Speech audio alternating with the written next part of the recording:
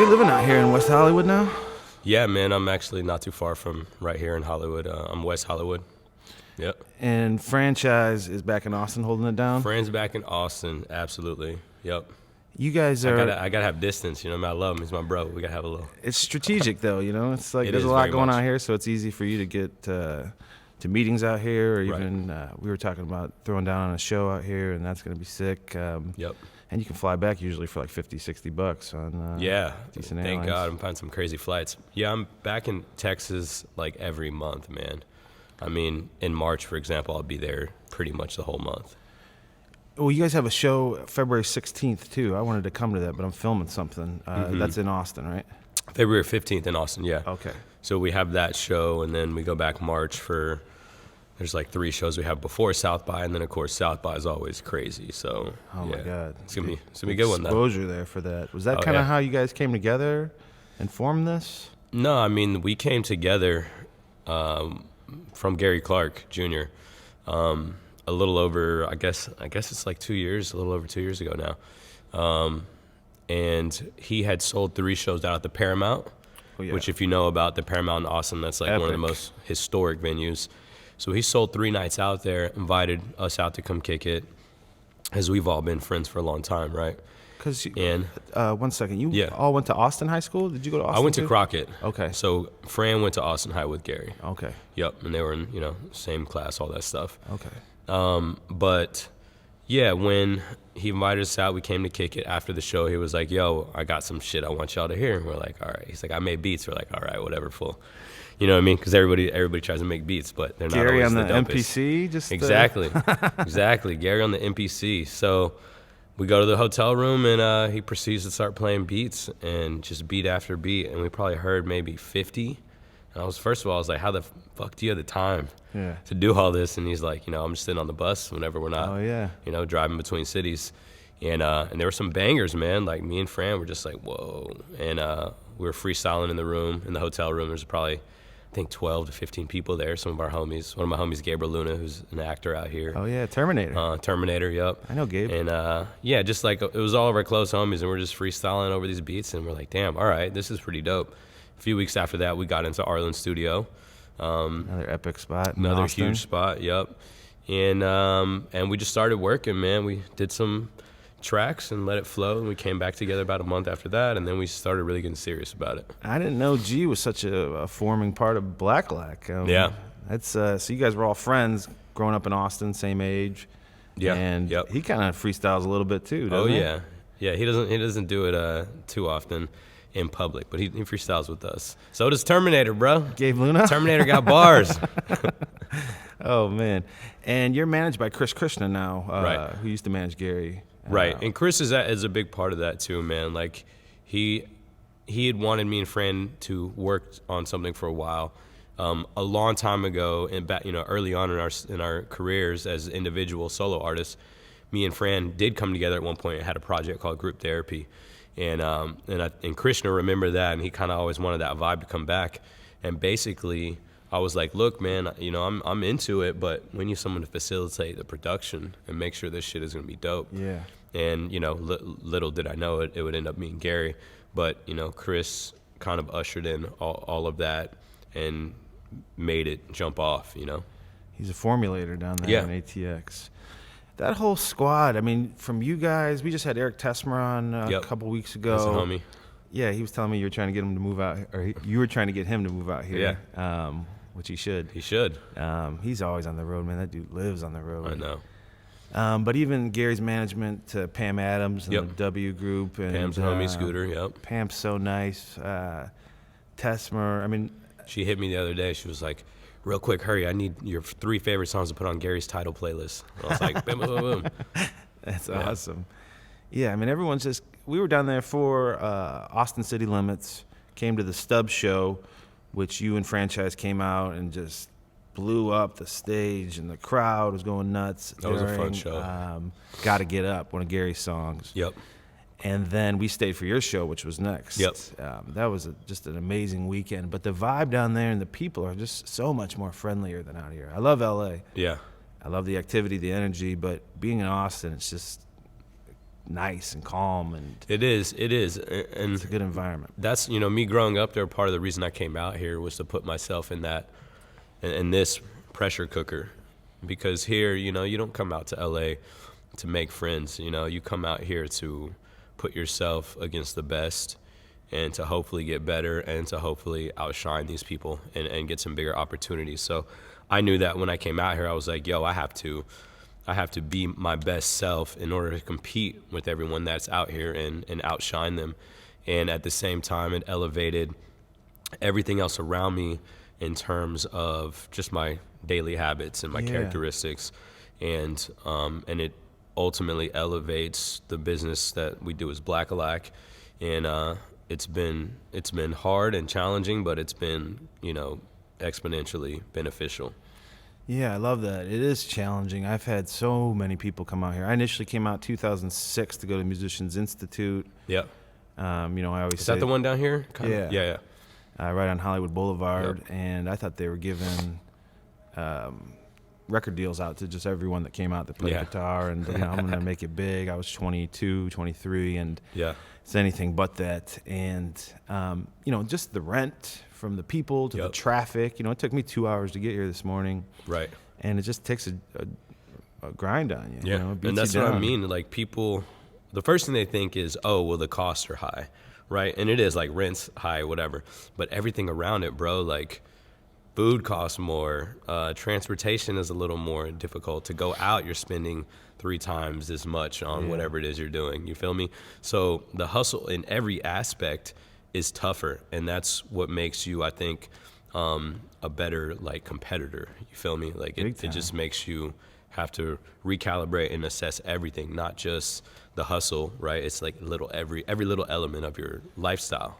Sure, it's also might not be forever, but you come out here, you do it, you give it your best, and when I was done with high school, I moved down to Miami because I just didn't want to be in the Midwest. Right. Miami was popping with girls and music. No and one wants to be in the sunshine. Midwest, but I mean, that cold. It's right now. It's snowing. It's -10, and it's just, I need to be stimulated.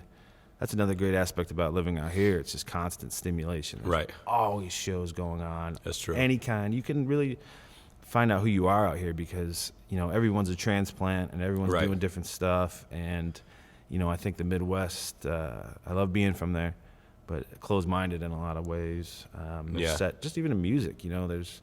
I'm sure maybe Texas can be like that with the blues coming out of there and the rock. And that's what I want to talk about also. Austin, you guys are going to be like the premier hip-hop duo out of there. I mean, that's the goal, bro.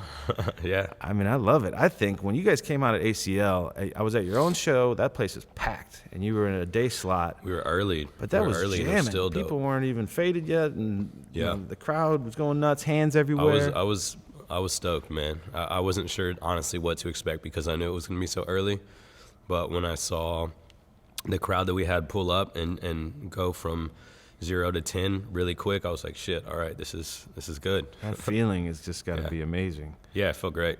And then Gary, we were talking before the interview started, he brought you out during his closing song, Come Together. Yep. And that's when the shit really hit the fan. That was crazy, bro. 100,000 people, probably more. Yeah. And, I mean, the video's on Instagram, at Zeale, at Blackillac Music. Yeah. And it's so dope, man. I mean, the Peterson brothers are on there. Oh, yeah. We were Peterson up there. Brothers. John Key's out of the group now. He's Corrupt was up there. Yeah, it was a whole moment, man. And being up there, running out on that stage, and like you're standing on the wings of the stage, so all I see is a portion of the crowd, and of course I see everybody playing on stage. When you run out there, your whole view opens up, and you just see like people beyond your peripheral, as far back as you can see. It's just people blurring off into the fucking horizon, and you're just like, don't fuck up. Fran, go first. Are you guys freestyling on that? Or do you have some idea what you're saying? We're freestyling. Oh my goodness! Yeah. You just come out there and create whatever comes in your mind. It's at the crazy, moment. I man. could never even imagine doing that. It's like him and I have freestyled so much over time that it's just in us. It's in our DNA. You know what I mean? Even as I'm talking to you, there's words rhyming in my head.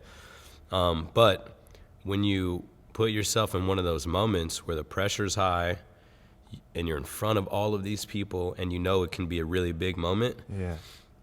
Some people Gotta show up. step up, yeah, and that's what we did, man. Like him and I have the same DNA, and I think that's part of the reason Blackillac works so well. But when those moments come and those opportunities come, we just step up and we knock that shit out, bro, because there's no other option. You know, not for me, not for him. Yeah. You're dependent on each other too. That's nice. Right. And it's dope, man. It's funny I wish there were mics on us when we step out in moments like that, because we're both kind of just like, all right, you going first? Nah, fuck you, nigga. You going? Nah, nigga. You know, we're talking shit, and it's normal. And then it's like we do our thing. But it's, yeah, man, that was a moment. That'll probably be one of my favorite moments for a long time. Especially in 2019. And then your show at, historic Stubbs. I love that venue. Yeah. Being a part of the after party and having that show with your boy Gary Clark. Yep. And just, it doesn't get much better than that. That's success to me. Yeah, that was amazing. Honestly, that whole 2-week span, because we ended up doing like maybe 5 shows. Ooh, nice. So we got on stage at ACL, obviously with Gary, but we also got on stage with Black Pistol Fire. Yep. Both weekends. Was that both of you or just you? That's both of us. Okay. Yeah, we have a song with them. We did kind of a remix of, and they put it out. So we performed the remix at ACL, and that shit was crazy, man. But we also had like night parties and after parties that we were playing, and it was the whole 2 weeks was crazy. That's great, man. Excuse me. Were you, was that the first time you had played ACL as Blackillac? You hadn't done it the previous year because you guys hadn't formed yet? Or was that just the beginning first stages? year, yeah. Okay. What's the tour? You guys just did a American tour, or was it North America? So we did a North American tour with Missio first. Yeah. Which was all throughout the States, obviously, and then in Canada as well. Okay. And it was crazy, man. We just did a big circle around, the country, and it was the first time that we got to basically test our music with audiences that had never experienced or heard, what we were doing. I think maybe some of the people had done some research, right? You always have people when they go to shows, they're like, oh, let me look up these, the opening band. And, that's cool. But for the most part, it was like strangers every night. And, excuse me. Yeah. And the way that we were able to impact them was crazy because, we know we can put on live shows. We know one of the best things we can do is perform live. And when we do that, we capture people because they're in it with us, we're in it with them. Yes. And after the shows, we make a point to connect with them. Meet us at the merch table, come kick it, whatever. Like, let's take pictures, whatever. And so we ended up getting a pretty big growth from that tour, and a lot of people that are fans now that hit us up, come back to New York, come back to Atlanta, come back to Vancouver, come back to Seattle. And we're just like, yeah, all right, we're trying, we'll get there. So it was good for us, man. That was the first one, and then we jumped out on the road with Black Pistol Fire, and we did some Canadian dates and a few one-offs. How long were you with Missio on tour? Like 6 months? It was like no, it wasn't that long. It was like maybe a month and a half, almost 2 months, something like that. You guys are vanning it up with them? We're on a tour bus. Oh, nice. Yeah. So we got the gold treatment the first round. We were on the tour bus of Missio, which was dope, and there's a lot of crazy stories within that. But then when we went up to Canada with Black Pistol, we just rented like an SUV and drove that literally from East Coast to West Coast, and that shit was crazy. Do you like being on the road? I love being on the road. Okay. Yeah, for me, that's like, it's where I thrive, bro, because every day is you just perfecting what you did the day before, right? So listening to it back and right, like you get to the venue, you load in, I set up the merch. I'm very particular about that shit. We sound check, we make sure all our stuff's good, and then we kind of have a little bit of downtime where we would go eat or do whatever, explore, come back, play the show, and then after the show, it's just talking to fans, meeting people right afterwards, right? And then you basically rinse and repeat, you know what I mean, with driving in the middle. So once you're doing that for a few days at a time, you just start perfecting that. Like, that's the schedule every day. You're in the zone. And you're in the zone, and you're killing performances. And me and Fran locked in really tight, you know, in terms of how the performances went. That's Damn, sounds terrible. first time I saw your name, I was instantly curious. Blackillac. It rolls off the tip of your tongue. It's catchy. Yeah. And the first time seeing you, you know, it's like a rock and roll show. It's like watching Rage Against the Machine. Maybe not to that degree, but that's what with great hip hop groups nowadays, they've turned into rock shows almost, where, you know, the crowd's not just sitting there standing or waving their hands, they're bouncing up and down. Like when you guys do Juice It Up, which is a single, that shit explodes. Yeah. We were at Stubbs, the whole place, you know. I mean, to your first point, Blackillac, the name, was really important to me. You guys were called what first? Or kind of what were you playing around with? Something Theory? Fucking Black Rodeo. That's Lil Nas X new album. Yeah. We had a Black Rodeo. I think this was initially Fran's idea or something. I don't really remember, but it never really stuck. We were kind of working on the track and working on songs already. We still didn't have the name yet. And it never really fit. And I was like, nah, man. I was like, that shit, it doesn't feel right. And then a friend of ours sent us a logo over that he drew. And it was like a fucking stable. It was a black dude on a horse with like an afro holding his hat up. And I was like, no, man, this ain't it. I was like, this ain't it. So I kept thinking, and I was like, you know, what name would I hear at a festival that I'd be like, what is that? I want to see this. And I knew we wanted the term black in it because, you know, we're black and we're black. But being from the South, you know, there's different icons and emblems and symbols that kind of represent like Black America in the South. And like my grandfather, for example, had a big ass Cadillac, and you know, Gary had a Cadillac, and I think we all kind of as kids wanted Cadillacs to be like our, you know, uncles or grandparents or whatever. So it just kind of, I put the term together, and Blackillac, I like the way it rolled. I like the way it sounded. It was like, Blackillac sounds tight. And so I was like, this is the name. And Fran was just like, yeah, whatever, I don't care. And I was like, cool. So we did it. But also I looked up in the Urban Dictionary, Blackillac, and the definition, let's see if I can get it right. It says a Cadillac style, a Cadillac customized by a stylish African American. Really? And I was like, word. And then it says, as an example of the word, there's a white guy who says, hey man, nice Blackillac. And the black dude in reply says something like, you can't drive it, you can't own one, or some shit like that. I don't know. It's pretty good though. I love that. Yeah, the name grabbed me right off the bat. And, you know, obviously, Gary Clark, Eric Tesmer, all the guys down there, John Keyes blowing you guys up and making people aware. Yeah, we have a good family, right? Like it's not only Gary Clark and John, but you know, it's also it's like Adrian Quesada from Black Pumas and Eric Burton. Oh yeah, I love them. You know, Kid Jones. Even you guys do shows with Kid Jones, right? Yeah, that's we the do. one on the 15th at the Paramount. Is exactly. With Kid Jones. But you know, Black Pistol.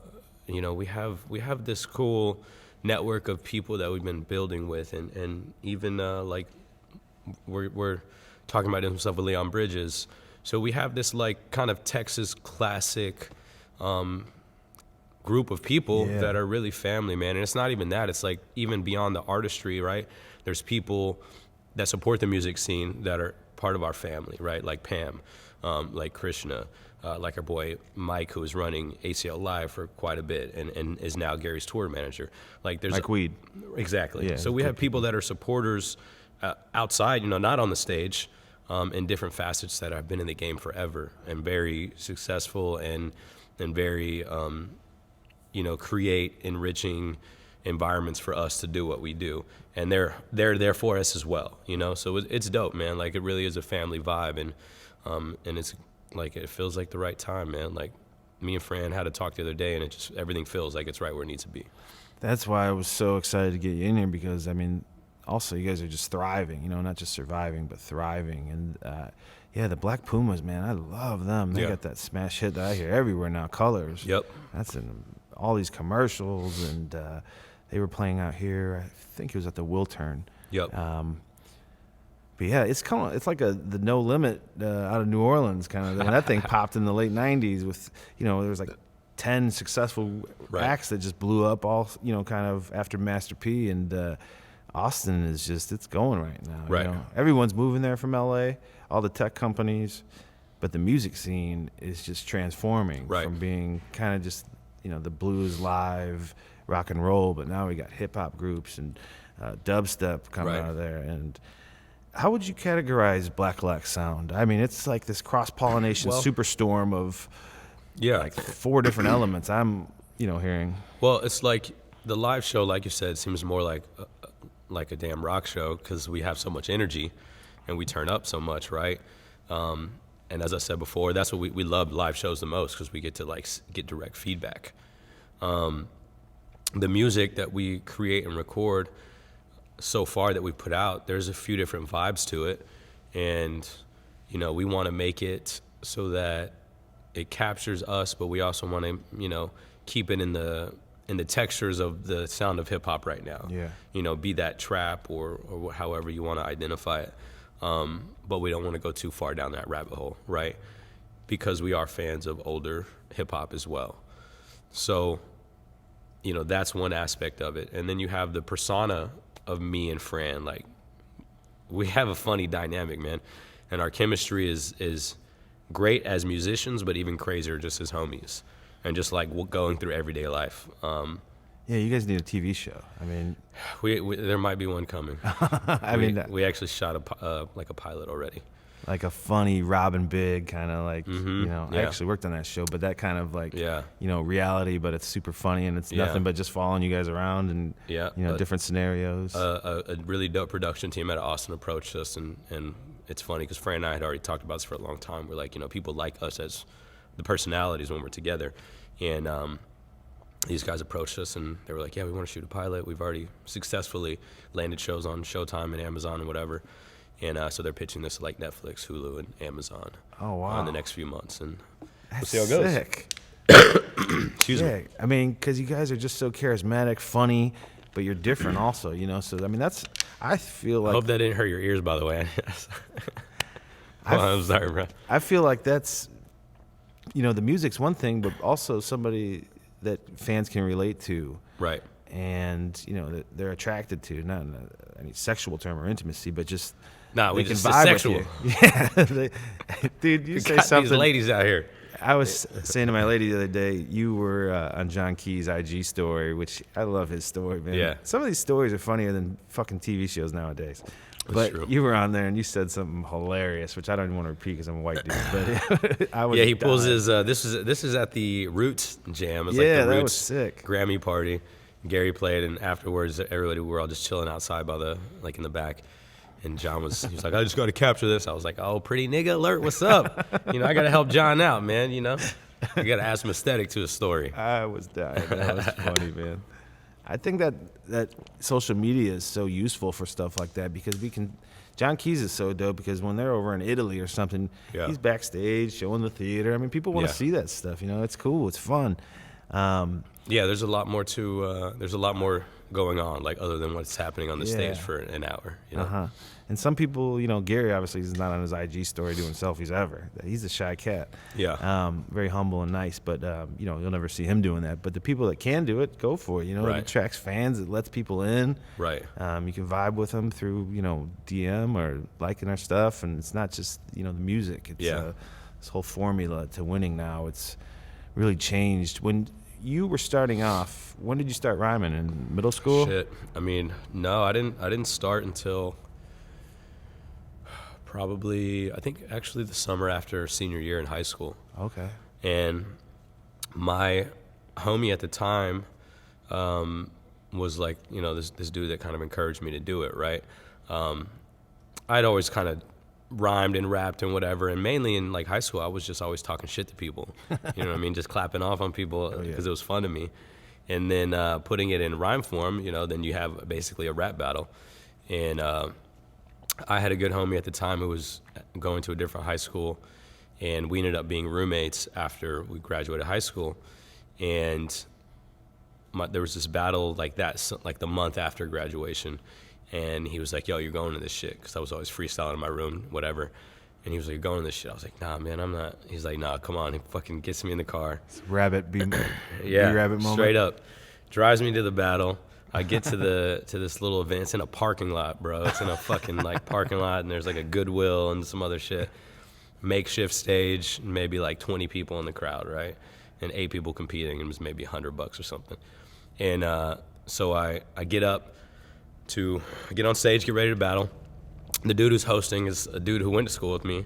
And so I tell him, he's like, "All right, what do you want to go by?" And I tell him my real name, right? And he's like, "No, you can't. No, you gotta use something else."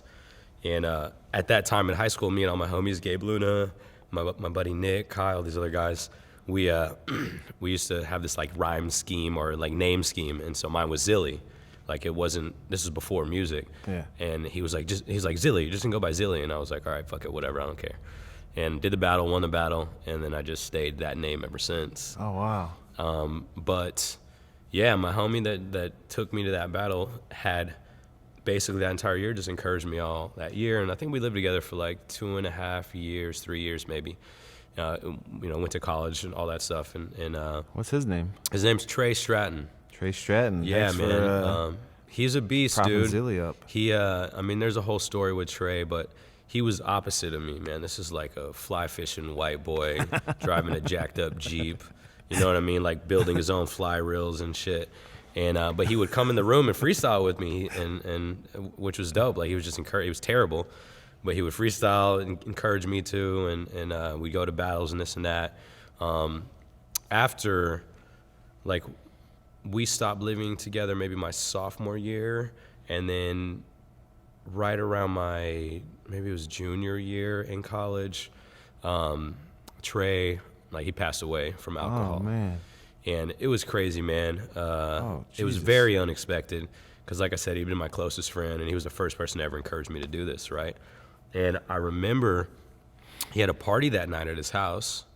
Again, he had his own spot at that time, and he was dating this girl, and, he had went through a rough relationship before, and now he was moving on, and it was like everything was looking up for him. And so I went to this party. He was just, throwing a party at his house, and we were kicking it. And it was just strange, man, because that night he just kept telling me, like, "Hey, man, like, this shit you're doing with music, like, you need to keep doing it." Like, and I had a battle that night in San Marcos to go to. He was like, "When you go to that battle tonight, crush it, and, like, just keep doing it. Like, this is your lane." Oh, wow. And he was like, "Man, I love you. I just want you to know I love you." I'm just like, "Bro, I love you too. What the fuck? Chill out." And, it was all these endearing messages. And it was trippy. And, yeah, man, like, the next morning I got a call from his mom, and he had fallen asleep after being drunk that night and, like, choked, and fucking that was it.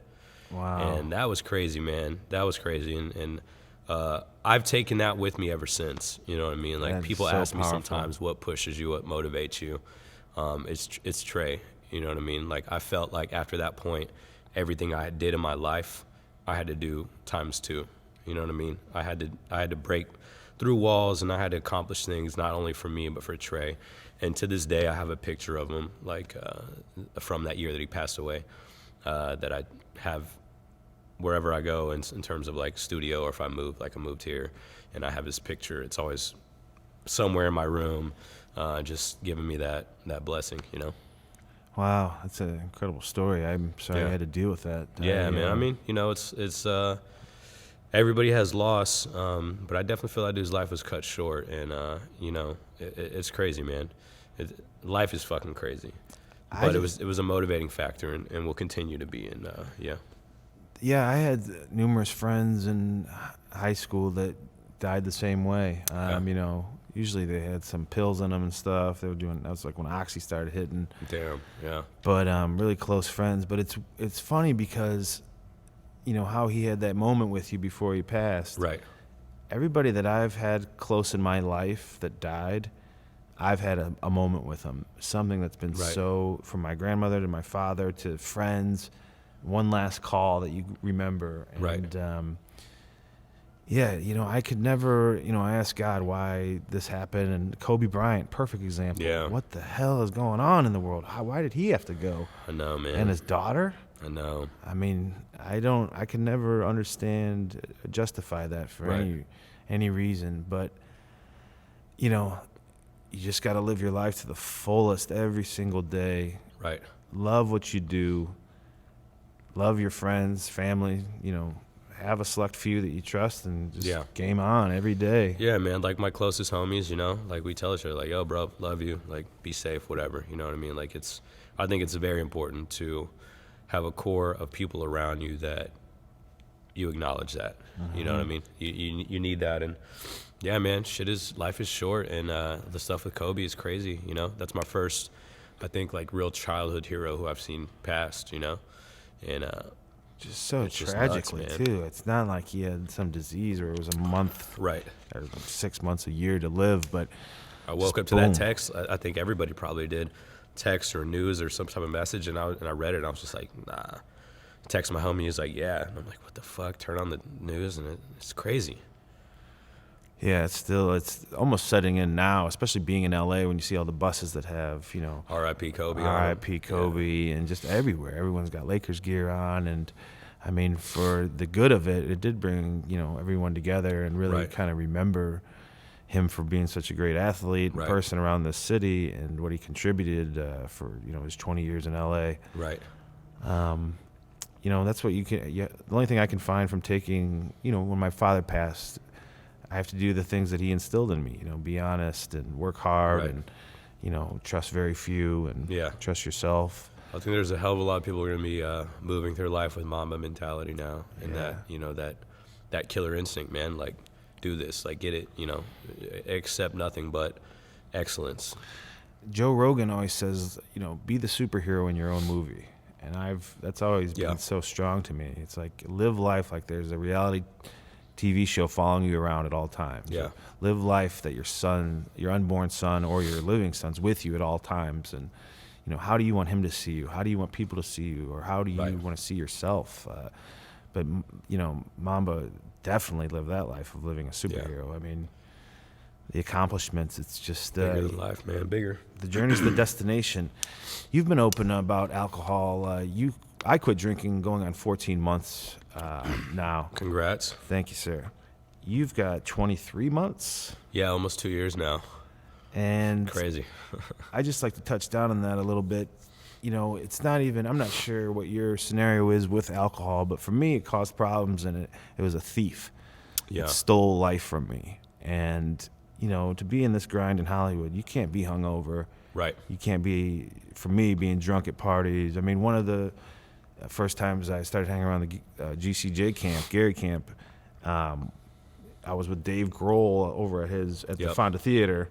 And Dave drinks a shit ton. And it was my birthday, and, I was making a fool out of myself. This is like 2013. I think that's the first time I met Krishna. And I was like, I don't know. It's just to get a first impression of being drunk. And then the next day, sleeping all day, being hungover, eating bad. It took me to stop drinking to really learn about how good you could really feel. I was drinking to feel good and loosen up, but now having a year, 14 months, now life is just popping the fuck off. Yeah, it's crazy, right? I'm 35 years old. I've never felt like this in my whole entire existence. I started drinking when I was 13. Yeah. What have you found in your 2 years? I mean, it's crazy the way that you feel revitalized. I mean, honestly, I feel like I've started a second life, if that makes sense. Just not having alcohol in my system and then the other things around it, right? Like having the hangovers or making the fucking terrible decisions. Losing your wallet. Yeah, getting in trouble with the fucking authorities, Like all of that is not anything I have to carry around or can be concerned about anymore, right?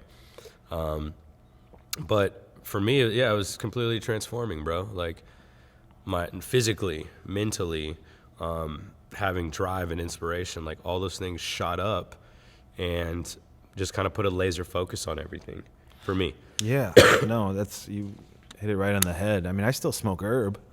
You do too? Oh yeah. I mean, that's actually makes me not drink, because I become sensitive of what's going on around me, and I remember all the dark times. If I ever feel like I'm bored or need to go out on a Friday night, I'll smoke some herb, and then I calm down. It makes me realize what's going on. It's a new perspective on my own life. So I've found it so instrumental in helping me not drink. Yeah, and you got to have something. I mean, something to get away for a moment. Some kind of release, whether it's bud or yoga or whatever you do. But it's like there's a lot of moments that you can capitalize on more when you're not wasted. Like it's like I'm sure hanging out with Dave Grohl and partying whatever. Like it was dope and it was probably fun, right?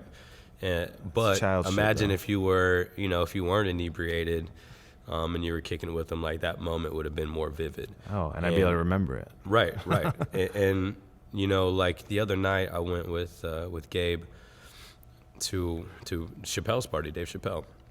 Had a little like house party during Grammy weekend. Yeah, my boy Matthew Patone was there, his photographer that goes. Okay. Oh yeah, that dude's dope, man. We had him on too. He was at the Roots Jam. Yeah, he's dope. So I was there, and there's all these amazing like celebrities and actors, and Tiffany Haddish, who I love, and Aziz Ansari, and Idris Elba, and fucking Beck. Like, just doing normal shit, which was amazing to me. They're just like standing in line for the restroom behind other people, or it's surreal whatever. And that being in a sober mind state there, I could take all this in. Yeah, I could absorb all this, and I could like really make it a memorable moment for myself and completely absorb it instead of just being hammered like, what's up, it's back. Yes. You know what I mean?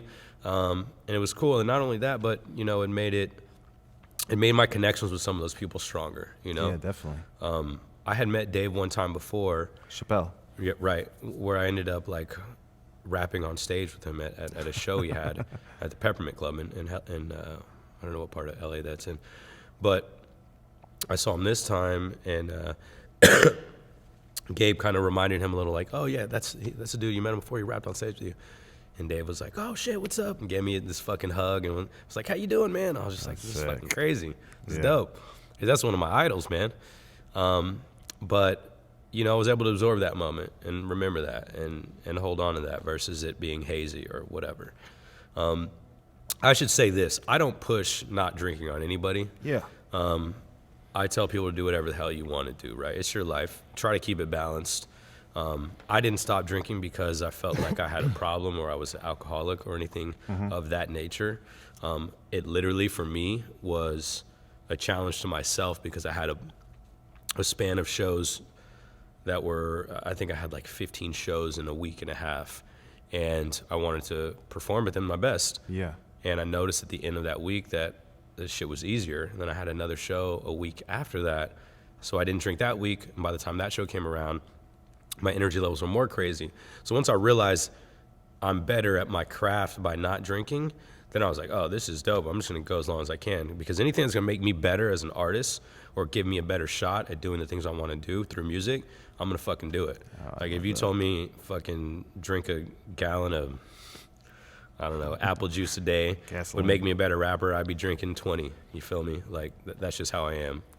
Yeah, you have to. I mean, this is your engine, and just tons of water. I don't care what other people do. I just also want to share that I quit drinking. Tesmer's talking about it. You're talking about it. Tons of other people. It's kind of been done, It's like, that's 2000s. Yeah, plus there's so much good weed now, man. Oh, like, yeah. Fuck. Like, sativas, indicas, you want to go to sleep, you want to get hyped up.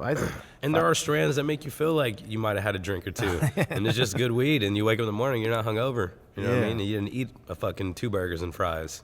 You know what I mean? Yeah, I like to just be open about it. And if it's, it's attraction, not promotion. So it's, this is how I'm living. I feel better. I want you to know.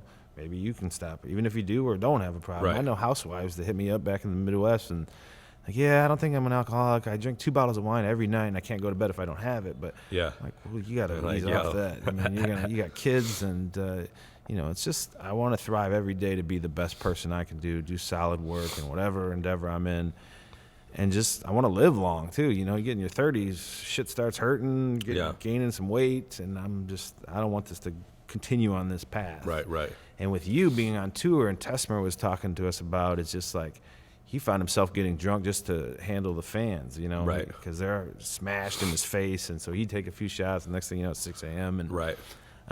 So I couldn't imagine having to be out on the road, but Yeah, I mean, I've done it. is that crazy. temptation like No, it's funny, man. Like, I have no you just quit it and desire done? for alcohol anymore, and I'm always out. I'm always in the mix, bro. Like, Yeah. and all my friends are bartenders, bar owners. When I go back to Austin, it's crazy. Oh yeah. People are just getting wasted. I'll buy rounds for people. You know what I Yeah. mean? If a homie, oh, let me get you a shot, whatever. I don't take them. I don't need it. You know what I mean? I chill. I drink whatever, Topo Chico or whatever whatever replaced it now. Everybody's drinking Waterloo. I don't know. I kind of met him through Gary's camp. His name's Ian Salaith. He's the GM of what's the name of his club? You're talking about is it Nickel something? No, Thirsty Club. Thirsty Nickel. Oh yeah, something like that. That Good dude, old Ian. I've known Ian a long fucking time. Claw I love Daddy Ian. official. I love Ian. I went down there and filmed something at Thirsty Club, and I mean it's enticing to want to drink on 6th Street down there, man. I mean it's there's a party every 5 seconds. Everyone's coming in there it's like a New Orleans vibe, or a Vegas vibe. Ian's my dude. Yeah, shout out Claw Daddy official on Yeah. that dude's funny. If you're talking about someone who is the definition of a good time, Ian is that. And every time I'm around Ian, what I love about Ian is he wants to make sure everybody's having a good time. Oh yeah. So when we roll in there, me, Fran, whoever we're with, he's like handing bottles of champagne to Fran Gets and the like VIP who needs going. a round. And for me, last time he was like, I know you don't drink. You want to smoke? And I was like, yeah, man. He was like, come here. He took me to his little closet, fucking gave me a pen. And I was like, bro, you know what I mean? That's love. I've known him a long time, and he's a good dude. We went down there for ACL. I've only been to Austin 3 times, and this last time we went though, we had been talking back and forth, and he's like, come over here. I know you don't drink. Gave me a big bag of herb. Yeah. And Yep. wanted me to film some stuff down there. Yep. Just kind of clowning around. And he's like, come later. It was after your guys' Stubbs show. He's like, I got the VIP roped off for you. Yep. What do you want to drink in there? You want a shot now? I'm like, oh, no, I'm Yeah. good. And, He's the dude. yeah, he's the king of 6th Street, the mayor of 6th Street. Yep.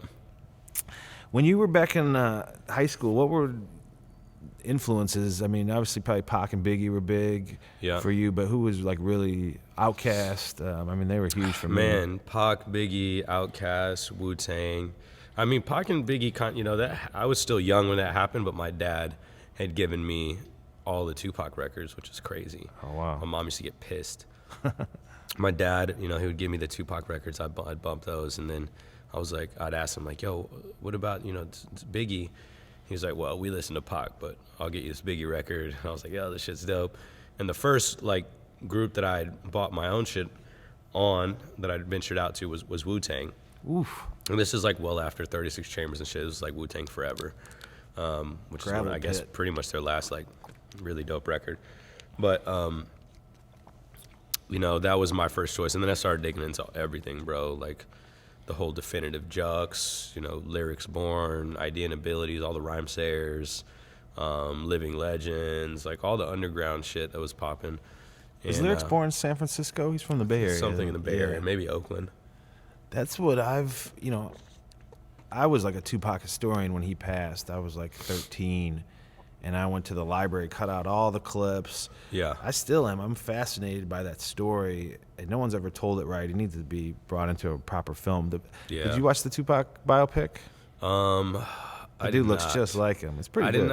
I didn't watch it with focus. I think it was on TV at some point. I'd put it on. I just have a hard time. Even the Biggie one, I did see that one. I just have a hard time watching it through someone else's lens. Yeah.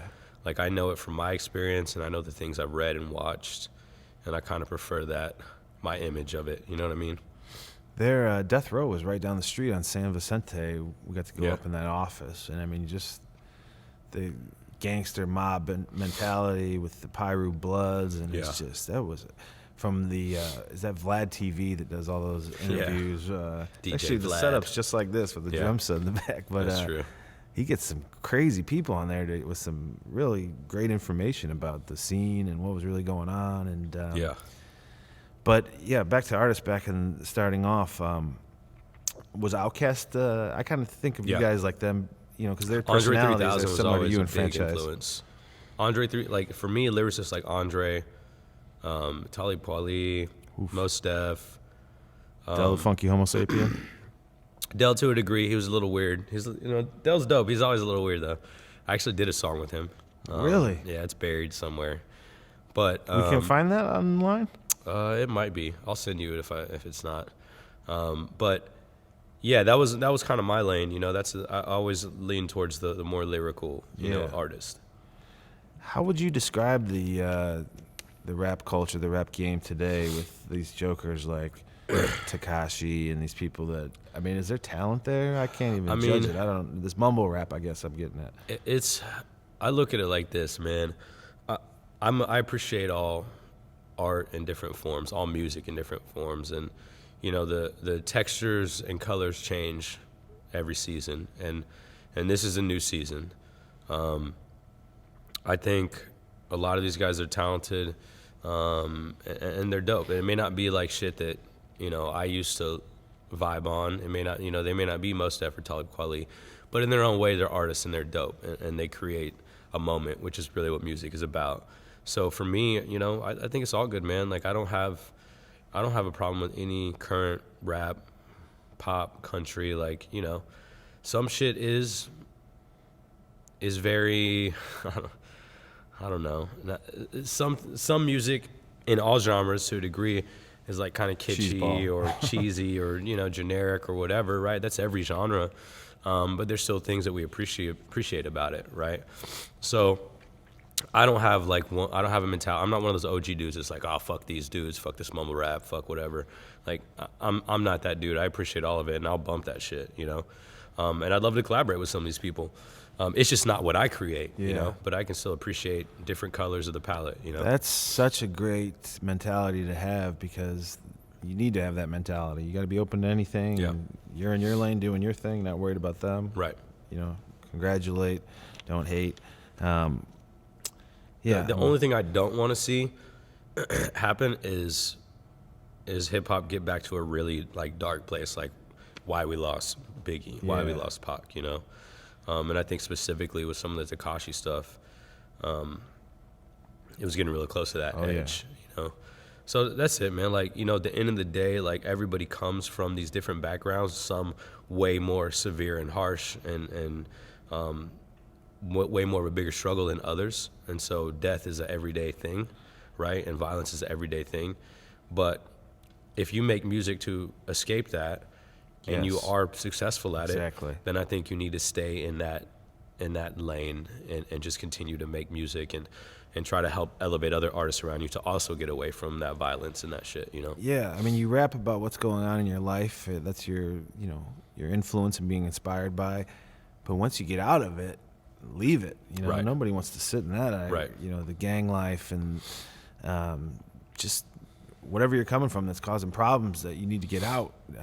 I feel, and that Tekashi's, from what I've heard, that he just sat and, you know, was trying to still be active in this, the Bloods, and just, I think also when you're putting that stuff out there, then there's, you know, millions of people that reenact him. Right. And then that causes more. It's bad energy. It's just crazy, man. I mean, you see what happened with Nipsey Hussle, and you know, like that shit's crazy, bro. That's a big loss to the world of music and the community around him. Like Nipsey did all kinds of shit to uplift like his community. You know what I mean?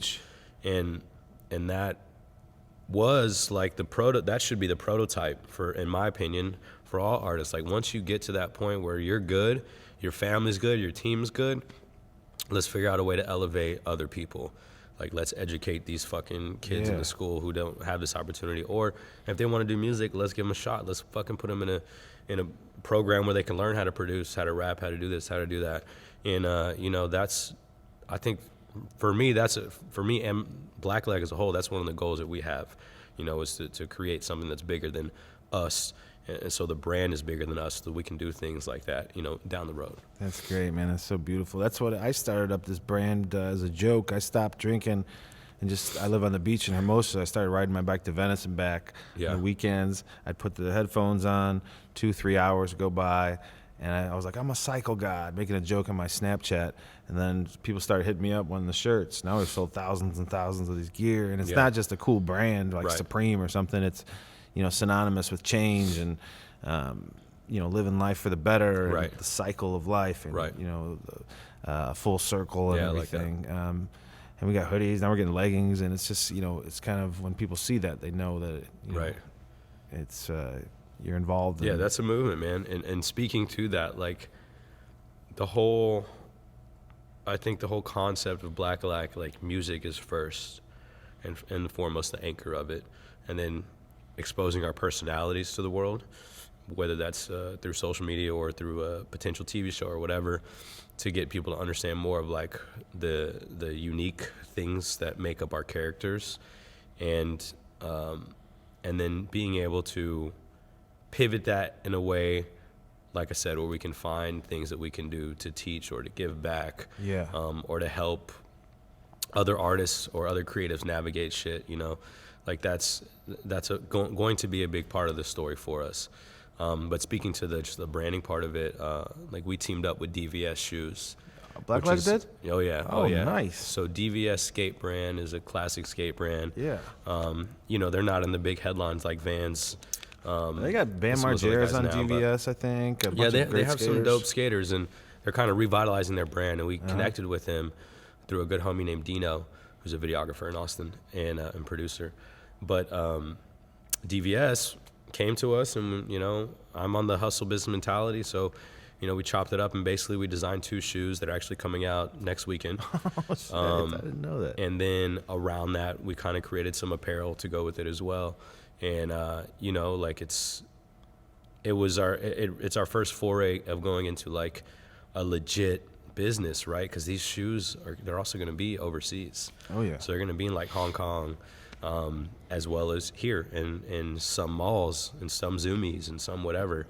So it's kind of cool, man, to know that that our brand is growing and we can put a physical, like tangible good to it, That's amazing. And it's just black business, man. Like at some point we want to be able to create from manufacturing to distribution, all of this ourselves, and be it another symbol of like black business, black excellence, Mamba mentality. You know what I mean? Just it's something that I want to shoot for. Someone like Killer Mike talks about all the time from Run the Jewels. Yeah. Love them. And that's, you teach by leading sometimes, and so that's what we're trying to do, man. Well, that's what this podcast, I want people, in the Midwest and other countries, whoever's listening, to get inspired. And it's, like a Meet the Creatives where, we had Matthew Batone on, and then the Gary Camp and you. Yep. And it's, we just had my boy Travis Caldwell, who's a great actor, a couple weeks ago. And it's sharing these stories, the grind, and they're all going to resonate with somebody. Some 14-year-old kid. There's, you have thousands and thousands, maybe millions of people that love you, and they want to know, It's like you can do whatever you want in this world, and this is what's working. This is my experience with these things, and, it becomes contagious. I think even if we've seen on the social media where everybody wants to be spiritual and it's kind of cheesy sometimes, and then they go smoke some crack or cheat on their wife or whatever they do, but it's still good. It's better than nothing, I guess. I shouldn't laugh at that. Be loyal. Do you have a lady out here? No. Got 10 of them? No, man, my focus is definitely music. Yeah. So everything that is not contributing to that, I don't. What's I want to get back to what an amazing high school class that you guys were in. Gabe Luna, who's in the new Terminator. Yep. A very amazing actor. And then Gary Clark. And also, just look what you've accomplished in the 1.5 years that Blackillac was formed? Yeah. I mean, you guys already have shows you're pitching. You have a design going out of DVS and a brand. Yeah, you're on... this is the least of the things you're going to do, but you're on the ACL stage in front of hundreds of thousands of people. I mean, I'm just ramping up, man. That's the first year. Yeah. I mean, that's so exciting for you. And for us, I mean, it's being at your live shows, again, is just so fun, because I think, what makes a live show so great it's not necessarily the sound, it's the energy of the people around you. That's why Right. I love amphitheaters, I love festivals. So Gabe Luna is your high school buddy, so you've seen him kind of just blow up. I mean, Yeah. being in the new Terminator. And did you go to the premiere? Yeah. Out here? Where was Yep. that at? The Kodak? Or? No, it was supposed to be at the big spot they always do it. I think it's the Chinese Theater or whatever. Oh, Grauman's? But it wasn't, because at that time, that's when, what happened? There was some like, I can't remember if it was, there was something that happened in the news. And so they decided not to do it. Oh, wow. And instead, Arnold decided to have a private viewing at the IMAX headquarters out near LAX. So Gabe was like, yo, we're going to do it here instead. And it's just going to be like homies. So me, our other friend Nick, and Gabe's little bro, and some other of our buddies, we all went out to the IMAX headquarters. And it's like fucking Tim Miller, it's Arnold Schwarzenegger. It's so crazy. It's like the whole, cast. And we were sitting in this theater, and Arnold's just talking for like the first 20 minutes. And he's a pretty funny dude. And My boy dates his daughter. Okay, or they're yeah. friends, kind of. But, Yeah. He's over at, no, it's Sly Stallone's daughter. I'm sorry, Okay, but okay. Arnold's always over there. Yeah. And it's just, it's so surreal out here. Dude, when it's trippy, man. That's the second time I met Arnold, and he's super cool. And he was high praises to Gabe. He was just like, this kid, blah, blah, blah. And it was fun, man. It was trippy to see someone you'd seen on a movie screen forever, like there in front of you, and like hanging out with your homie and shaking your hand and cracking jokes about Trump. Like, it was cool. So yeah, Gabe's done crazy, man. He's done really well, and I've actually known Gabe since 3rd grade, so we go way back. goodness. And he's been, one of my closest friends. And out here, in LA, you need like good friends and Oh, family. yeah, we were just and, talking about that. Yeah, and him and his wife are that for me, and then our other homie Nick, who became one of our good friends mutually in high school. He's out here as well. So there's actually a lot of Texans out here, bro. Oh, yeah. Yeah, it's cool.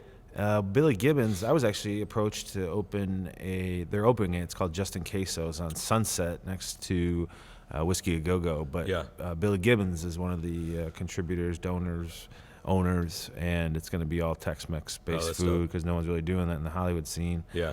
And there's a big, this show, we've had like 6 people on, all Texas musicians, artists, and there's just a cool scene going on right there. Yeah. And, especially with you guys coming out with the hip hop now. I mean, that's a show in itself. You got Gary, Gabe Luna, you.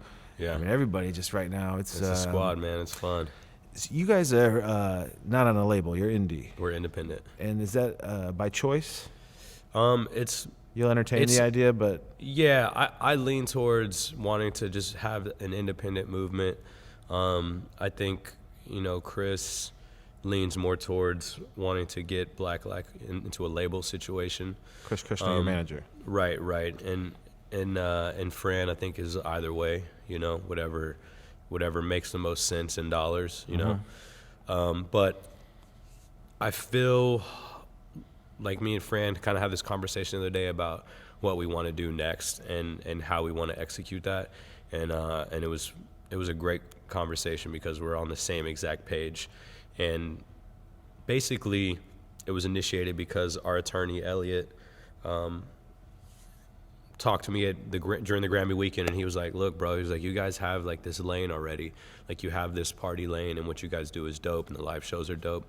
He's like, but you need to make a statement record. You need to make an album or something that's like a statement that clearly defines who you guys and what you're here to do. Yeah. And I couldn't agree more. And that whole night, I was talking, we were just talking back and forth, and I started formulating these ideas in my head, and I didn't know, but when I talked to Fran just yesterday, he had already been thinking of the same thing. And so we're both on the same page, like, we need to make a statement piece, and we need to figure out exactly what that story is and how we want to tell it. And we do. We know how we want to tell it. We know who we want involved, and we know how we want to roll it out. And it just so happens to be that when this thing is done, I think it'll be hard-pressed for a label not to want to pick this project up before we put it out.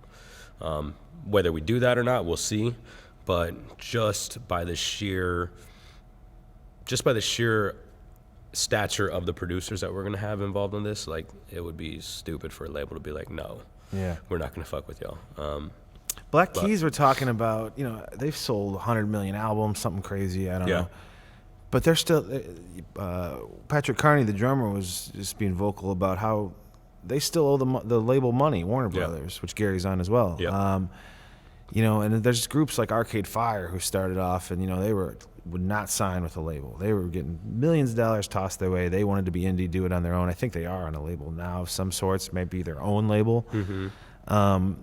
For people that are starting off in the hip-hop game, what would be some of the downfalls of being on a label coming, in your first year or something? Not owning your masters, not having full creative control? There's definitely a lot of ways that it can impair you as an artist, and obviously there's benefits as well. But I think the biggest thing to understand is that if you sign to a label and your shit doesn't pop off, you're not gonna get that platform. They're not gonna push you and elevate you all the way to the top, right? So you better have that fucking hit, right? And for some people, it takes time for them to get that hit, or they may never have that hit, or they might already have it, right? And then let's say you do have that hit song and it gets pushed up and they put it at the top of their key and it's fucking everywhere. Now you better have 2 more ready to go in the chamber as well. And stronger ones if you don't, it's up and then you're off, you're down. If you do, I feel like the number's 3. If you have 3 big songs, you're good. You've bought your time to be able to develop the rest of your shit for the next record cycle or album cycle or whatever it is. And 3 big singles, hit singles, is huge. Like that's huge. But like I said, if you just have 1, you're gonna fade, man, and you'll become at the bottom of that label's priorities, period. So it's a daunting fucking thing, And if you're someone like me who's like, I want to create and like make things that are great songs, but maybe they're not going to be hit songs that people will have radio success with, but they're going to be great and resonate with people for a long time, there's just a bunch of different possible pitfalls. Obviously, the positive is if you do have that shit, if you do have 3 hits, well, then fuck, you're good. Because once you get those moving through a label and they put you in front of everybody in the world, you're set. All you have to do now is not fuck up. You know what I mean? The strategy that you guys are doing are almost what the label would have you doing. Touring with a successful group like Missio. Obviously being on a national tour in your first year is so huge. I mean, the exposure from that. But labels don't develop anymore. They used to develop artists, right? If this was, I don't know, 10 years ago, we might be something that's more interesting to them or any artist in our situation. But at this point, you have to already have a proven success model, right? Like you already have to have hundreds of millions of streams on videos. You have to already have hundreds of thousands of followers on your socials. You have to already be raking in income from streams, etc. And once they see that, then they'll want to come in and help elevate it or boost it. Right? They don't want to fuck with you unless they already see it happening. And my whole mindset is, well, if it's already happening, why would I fuck with you anyways? Like, I'm going to keep 100% of this. My homie Coda the Friend is a rapper from Brooklyn who his manager was trying to get him into a label situation, and I think he kind of wanted to as well. But the offers that came from these labels, he was already making more than that streaming. A month. Why would I take a step back? And so he said, fuck it. He put out his record himself, and he got like 15 million streams in the first week. And he's doing fucking great. You know what I mean? Yeah, exactly. And he's keeping all of that. So, like what? I don't know. I don't think there's a model or plan for anyone anymore. It used to be go to the labels, but now I feel it's whatever path you create. Yeah, the A&R is not what it used to be 25 years ago, where they find you at open mic and you're not going to get discovered playing cover tunes down in Wichita, Kansas on the corner bar. You got to make a bomb go off in social media or SoundCloud, Spotify, everything, all of it. And if you're doing that on your own, you've succeeded, and you need probably a good manager to show you how to capitalize and monetize on all this. Yeah, the only way that I see a label making sense for us and giving us what we want would be with the situation that we are creating and planning right now. 360 deal too. That's what they do, yeah. But making something that has an undeniable cast of creators on it, which is what we're going to be shooting for with this record. Like that's the situation that we would want to go into with the label, because we'll have enough firepower on the record that they'll have to give us some of the things that we want and push it out the way that we would like. Yeah. And I would almost prefer to go to like a big indie label than a major, because you'll have a little more say in what's going on. But we'll see. We may not go to a label at all. We might. I'm open to anything, you know. I decided in 2020 not to limit myself to what I think is the right way or wrong way to do things. Yeah. And so far it's proven well. So I'm open to anything. I just know that I want it to have as many eyes on it as possible. A great label for you guys. Who's Gary's sponsors Gary's clothes? All the fly-ass Gary wears. There's a few. There's the glasses brand. There's a clothing brand. Clothing line. It's fine. I don't know the name of them. Who is it? John Varvatos. Oh yeah, Jesus. yeah. Sorry, I am a stoner. Yeah. They have a label out of Nashville now. Bad Flowers on them. They got some hip hop groups. Yeah, they're a great indie label to be on. That's dope. And get fly clothes too. Yeah, there you go. There you go. Also, you know, Taylor Swift, the biggest artist in the world, she tried to get a label forever, was turned down everywhere. Yeah. And she comes from very rich parents who bought a label. Yeah. And really pumped her up, got her the numbers, and then they started collabing with other, like Sony, I think it was. And, you know, they had to make their own noise. She wasn't discovered, you know, just tooling around in her bedroom on YouTube.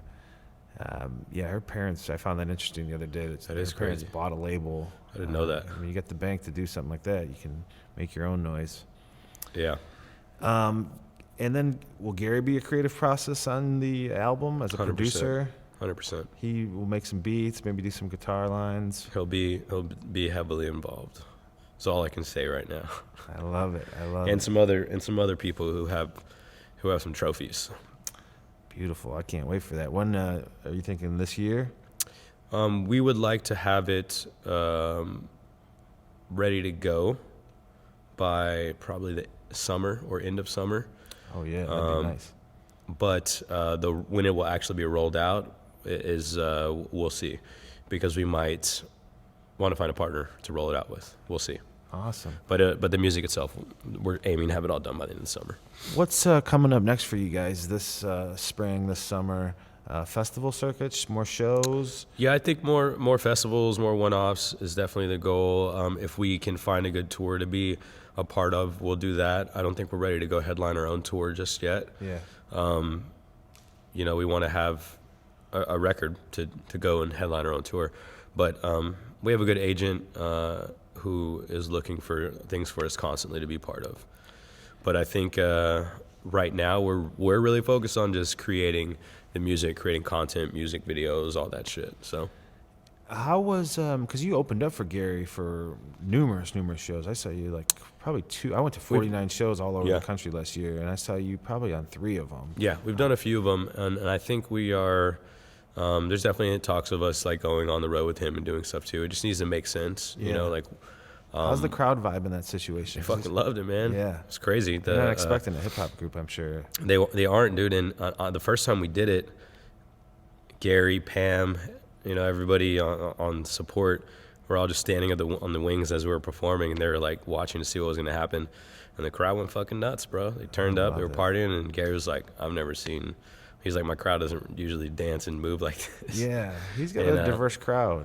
Yeah. You know, there's some old blues cats that just want to encapsulate him in that world, which is, you know, obviously with This Land coming out, that showed his talent of being in every genre. And I think you probably know better than me, obviously, but just listening to it, punk, funk, hip hop, reggae with Feeling Like a Million. That whole album is just insane amount of different genres of music, and I was in the studio a few album times of as the he year. was making it. It was cool, man, to like Was see. that in Ireland? Yeah, He did the whole thing in Ireland. him and Jacob. Yeah, Jacob Skiba. Okay, is he the producer there, engineer? He's Jacob Skiba's engineer and co-producer. Yeah. And he just won 3 Grammys too. Yep. Wow, they cleaned up 3 out of 4 Grammys. Yeah. Is it? How about that? Sonny Boy Slim coming out of Austin, Texas. Yeah. Is that so inspiring to see somebody where you came up with, and he's just all over the place now. He's on Howard Stern the other day. He's on every major morning news show. He's on everything. He's Well, on, it just is Super Bowl was playing a song. Right, and it's him, and it's not just him. It's also like seeing John and like basically seeing your homies, seeing Gabe, seeing these people that you create with and are your peers, and that we see ourselves creative. We inspire each other on the same level, on the same tier. It's crazy to see them playing in these big screens, in these big areas, in these big media outlets, and it just lets you know how close you are to it. Yeah. And it helps me and Fran understand that it's like we're on this edge, and we're very close to either going right into it and just destroying it all, killing it, or just staying on the edge or falling off. It's not like a bad you never place know. to be where you guys are right now. It's pretty It's amazing. not a bad place to be. It's not a bad place to be at all. A lot of people we're pray to enjoying be it. back to that position after they just totally blow. They enjoyed the days of the grind and the inspiration. Sometimes some cats get on top and then they lose focus and they can't really write anymore. And it's just, I'm sure that probably wouldn't happen with you. You're super talented, but I could see that. A lot of people, they value success by how many dollars they have, and when you get that Mercedes-Benz, it kind of you lose the hungry, you lose the drive.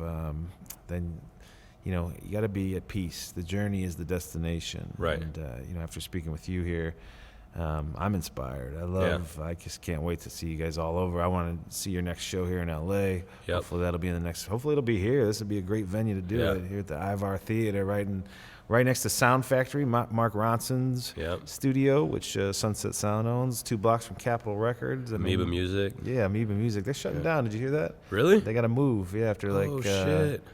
Someone bought that building. Of course, it's going to be apartments, and for $4,800 for a studio. Damn. But they're moving to the 6200 block, which is a couple blocks down. But that place is. You go in there, you see everyone. Ryan Adams will be hanging out, DJ Shadow. They got so much content, and every vinyl or every bootleg that you've ever heard of, T-shirts. It's a cool place to get stoned and go walk around in. Thank you, sir, so much for coming on, man. Coming here early in the morning, I appreciate it.